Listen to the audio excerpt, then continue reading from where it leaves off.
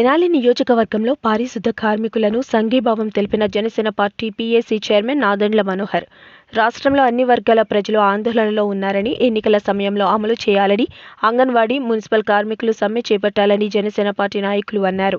ఈ సందర్భంగా ఆయన మీడియాతో మాట్లాడుతూ, అంగన్వాడీ సమస్యలను పరిష్కరించాలని, కలెక్టరేట్ల ముట్టడి కార్యక్రమానికి జనసేన మద్దతు తెలుపుతుందని చెప్పారు. ఎక్కువ వేతనాలతో పనిచేస్తున్న వారి సమస్యలు పరిష్కరించినందువలన వాళ్లు సమ్మెకు వెళ్లారని అన్నారు. ఇప్పటి వరకు చేసిన అప్పులతో పోల్చితే కార్మికులకు ఇవ్వాల్సింది చాలా తక్కువేనని అన్నారు. జనసేన ప్రభుత్వం రాగానే కార్మికులకు అన్ని రకాల ఆదుకుంటామని, అలాగే వాళ్ళకి రావాల్సిన అలవెన్స్లను కూడా ఇప్పిస్తామని భరోసా ఇచ్చారు.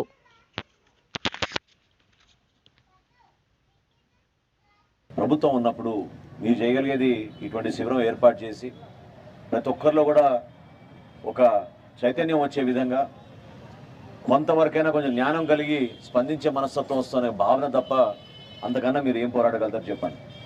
ఎందుకంటే పూర్వకాలం నుంచి పాదయాత్రలు చేశామని చెప్పుకునే మహానుభావులు ఎవరైతే ఉండేవాళ్ళో వాళ్ళందరూ ఆ రోజుల్లో ప్రజలతో పాటు నడుచుకుంటూ రోడ్లపైన తిరిగితే సమస్యలపైన అవగాహన వస్తుంది, తెలుస్తుంది మనకి సమస్యలు అని చెప్పి వాళ్ళు పాదయాత్రలు చేసేవాళ్ళు.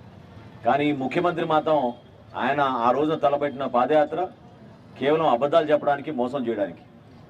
ఇప్పుడు పద్మ గారు చెప్తున్నారు, ఇక్కడి నుంచి పాపం ముందేమో విఎస్ఆర్ కాలేజ్ వరకు ఆయనతో పాటు నడుద్దాం అనుకుందంట.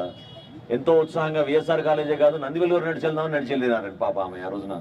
సో ఆమె దగ్గర విన్న ఈ సమస్యల పైన రాగానే నేను వారం రోజుల్లోనే ఈ సమస్య పరిష్కారం నేను చేసేస్తాను ముఖ్యమంత్రి అయిన తర్వాత అని జగన్మోహన్ రెడ్డి గారు అబద్ధాలు చెప్పడం, ప్రభుత్వంలో వచ్చిన తర్వాత బాధ్యత లేకుండా, అసలు నిజంగా వాస్తవం చెప్పాలంటే ఈ రోజున పారిశుద్ధ కార్మికుల పరిస్థితి, మున్సిపల్ ఎంప్లాయీస్ పరిస్థితి రాష్ట్రంలో చాలామంది ఇబ్బంది పడుతున్నారు. ఇది ఇప్పుడు కాదు, దాదాపు సంవత్సరం 2 సంవత్సరాల నుంచి మాకు కూడా చాలా సందర్భాల్లో పవన్ కళ్యాణ్ గారికి జనసేన పార్టీకి వాళ్ళు వచ్చి రిప్రజెంటేషన్స్ ఇచ్చి వాళ్ళకున్న సమస్యల పైన చెప్పుకుంటూ వచ్చారు. కానీ ఎక్కడ కూడా స్పందించాల్సిన బాధ్యత ఉందని ప్రభుత్వం నుంచి ఎవరు కూడా ముందుకు రాలేదు. అది చాలా పొరపాటు. ఇప్పుడు మీరు లేవనెత్తిన ఈ డిమాండ్స్ ఏవైతే ఉన్నాయో అందులో ఒకటి మాత్రం మీకు స్పష్టంగా చెప్పగలుగుతున్నాను. 2 ప్రధానమైన సమస్యలు నేను ఇప్పుడే మాట్లాడినప్పుడు నాకు అర్థమైంది. ఆరోగ్యం గురించి. ఆరోగ్యం అనేది ఒక ప్రాథమిక హక్కు, ప్రతి ఒక్కరు కూడా కోరుకునేదే అది.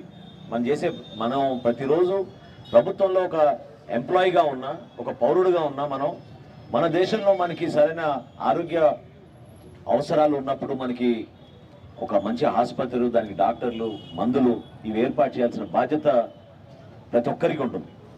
ఈఎస్ఐ హాస్పిటల్ అనేది దేనికోసం? అది ఎంప్లాయీస్ కోసం, ఒక రక్షణ ఇచ్చే విధంగా.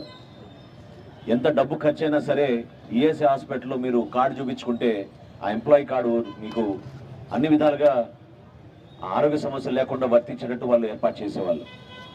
ఇదంతా ఎందుకు? అసలు మనకి ఇక్కడ వెనకాల మనం కట్టుకున్న ఈ అద్భుతమైన గాంధీ మార్కెట్ కాంప్లెక్స్లో ఆ రోజు మీ అందరి కోసం ఒక కళ్యాణ మండపం ఏర్పాటు చేసాం 5వ అంతస్తులో ఉచితంగా. మన మున్సిపాలిటీలో పనిచేస్తున్న ప్రతి కార్మికుడికి వాళ్ళ బిడ్డల పెళ్లిలో లేకపోతే చిన్న చిన్న ఫంక్షన్స్ ఏమైనా చేసుకోవాలనుకుంటే వెనకాల మొత్తం మీకు ఇదే బిల్డింగ్లో ఉచితంగా మీకు ఆ రోజున కళ్యాణ మండపం లాగా కూడా ఏర్పాటు చేద్దామని ఆ రోజు నిర్ణయించుకున్నాం. కానీ దాని తర్వాత పట్టించుకున్న వాళ్ళు ఎవరు లేరు. అద్భుతంగా కట్టాం మనం ఈ కాంప్లెక్స్. ఈరోజు దాని పరిస్థితి ఏంటి? అదేవిధంగా సిపిఎస్ రద్దు గురించి ఆయన చెప్పాడు. ఏమైపోయింది? ఎందుకు దాని గురించి స్పందించడం లేదు?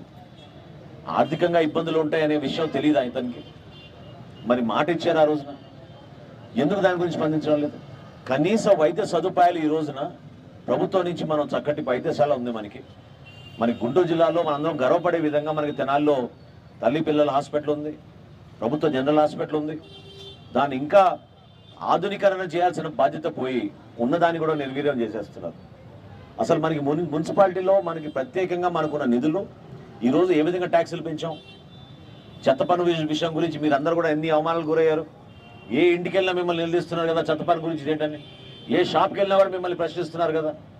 మరి ప్రభుత్వం మీ దగ్గర సమకూర్చిన నిధుల్ని ఎందుకు మరొకసారి అందరికన్నా ముందు చూసుకోవాల్సిన బాధ్యతగా మన ఎంప్లాయీస్ బాగుంటే వాళ్ళు ఇంకా బాగా పనిచేస్తారు.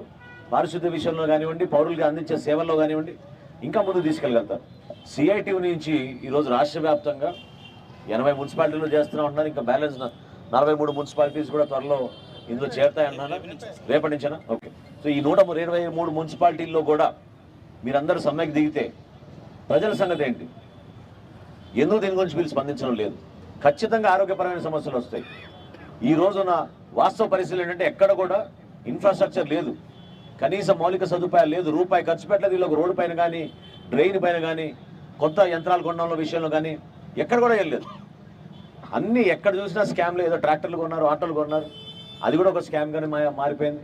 ఇప్పుడు ఆటో డ్రైవర్ల గురించి కూడా మీరు చెప్తున్నారు క్లాప్ విషయంలో. మరి ఎందుకు స్పందించడం లేదు నాకు అర్థం కావడం లేదు. ప్రభుత్వం నుంచి తీసుకొచ్చింది వాళ్ళే, ఆ పథకం ప్రజల్లోకి తీసుకొచ్చింది ఈ ప్రభుత్వం, కానీ స్పందించే మనస్తత్వం లేదు వీళ్ళకి. మిమ్మల్ని